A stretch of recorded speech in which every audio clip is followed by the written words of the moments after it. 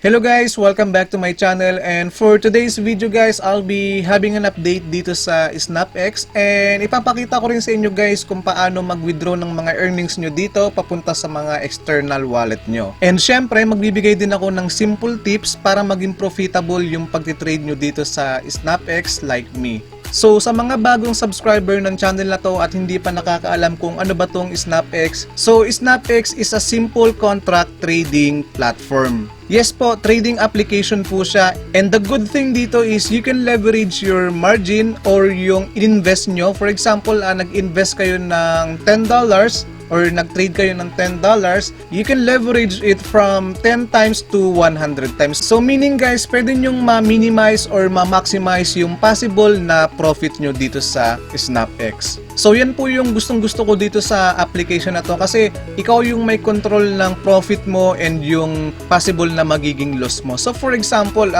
unlike po sa mga ibang application, so hindi na po ako mag-name drop. Yung mechanics kasi nila to trade is by time po. So for example, nag-trade kayo or nag-bet kayo in 5 minutes or let's say in 1 minute. So for example, nag-bet kayo to buy or long in 1 minute. So bali dito, during 1 minute po, yung prediction nyo is dapat tataas yung price. So hintayin nyo yung 1 minute na yan, tsaka nyo malalaman kung mananalo kayo or hindi. Meron kasing scenario na, for example, yun nga, nag-bet kayo to buy long. So ang prediction nyo, dapat tumaas yung price.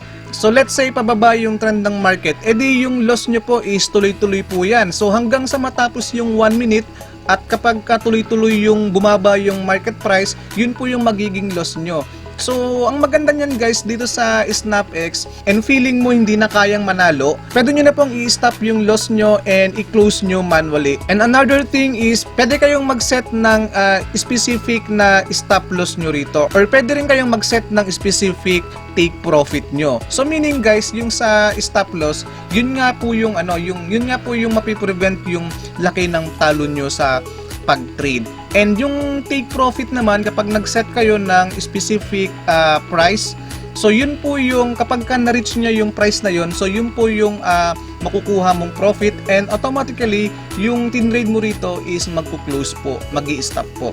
So yan po yung pinagkaiba, and yan yung advantage ng SnapX sa ibang application. So mamaya guys, bibigyan ko kayo ng tips for your winning trade.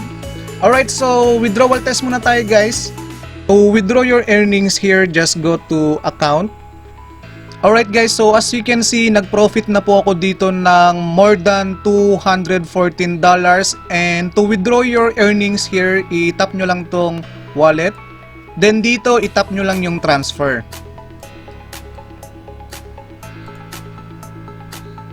Alright guys, so take note po dito po sa withdrawal or sa pag-transfer, yung kailangan nyong i-enter dito guys sa address is USDT lang po. So hindi po pwede yung BTC dyan or any cryptocurrency. So dito guys sa withdrawal is USDT only. So dito na po papasok yung exchanger platform na gagamitin natin para ma-withdraw natin yung earnings natin dito sa SnapX. So ako guys, meron kasi akong ginagamit na exchanger platform, which is yun yung ginamit ko to deposit dito, and yun din yung ginamit ko to withdraw dito nung una kong withdrawal dito sa SnapX. So yung gamit ko po is Binance. Para sa akin kasi mas convenient na gamitin dito yung Binance. And since na regular user naman ako ng Binance dahil everyday po ako nagkitrade dyan sa Binance. So kaya yun po yung ginamit ko dito to deposit or to withdraw. Alright guys, so ito yung application na Binance. Ayan, so kumikita nyo, nag-trade ako rito. So dito, punta lang ako rito sa deposit and yung currency, which is gagamitin ko is USDT. Alright, so click lang natin tong I understand. So dito, ito yung USDT deposit address ko dito sa Binance. So copy ko lang tong address na to, and then dito sa SnapX, since nakopy ko na siya, so paste ko lang yung address dito. Alright. So yung i-withdraw ko dito is 110 muna para may maiwan pa akong pang trade dito sa account ko. So kung makikita nyo guys, meron lang siyang transaction fee na 10 USDT. So malinis na papasok sa Binance account ko is 100 USDT. So after that, i-click lang natin tong SMS code.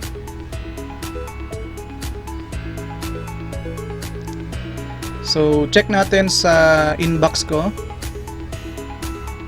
Alright, so yung code is 333600. 333600. Then press confirm. Alright, so as you can see, application succeed. Click OK. So ayan guys, processing na po and hihintayin ko na lang siya ng mga ilang hours para pumasok sa Binance account ko.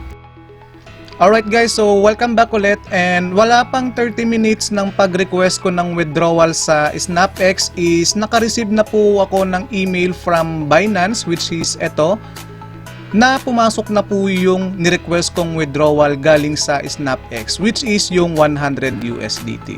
And kung i-check natin dito sa Binance account ko, so as you can see guys, is completed na po siya. So itong 100 USDT.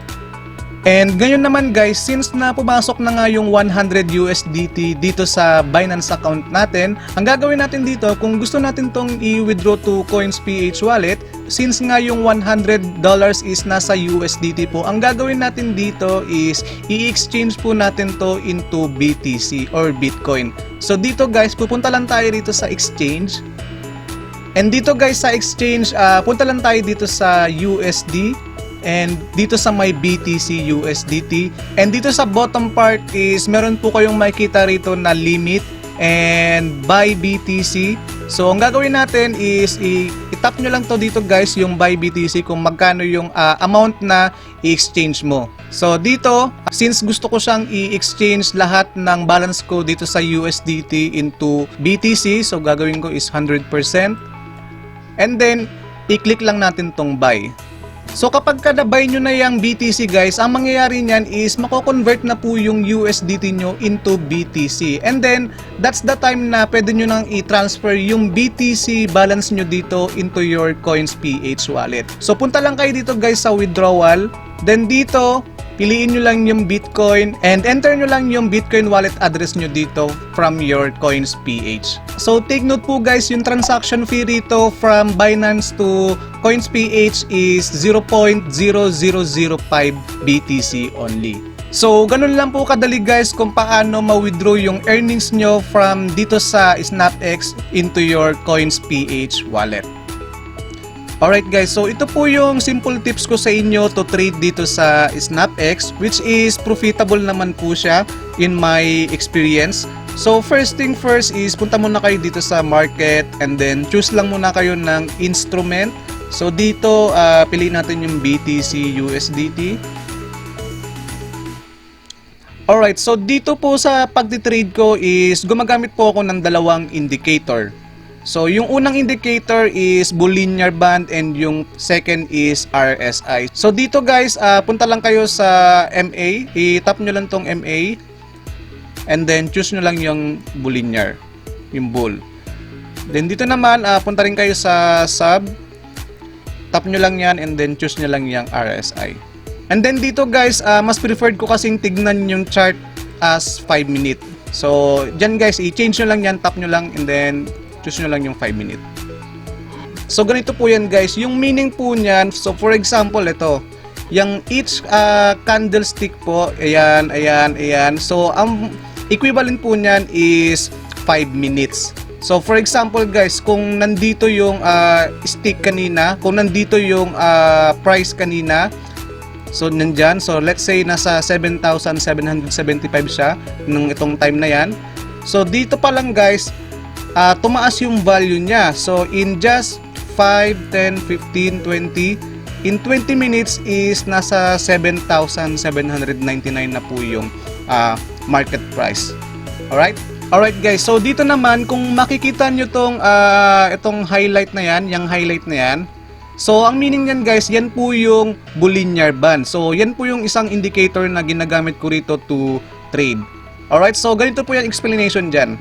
So guys, basic information lang yung ituturo ko sa inyo about dito sa Bolinar band. So hindi naman po tayo pro, and yun nga guys, simple lang naman tong Bolinar band kung paano siya gamitin, pero basic lang po yung ituturo ko sa inyo. Alright?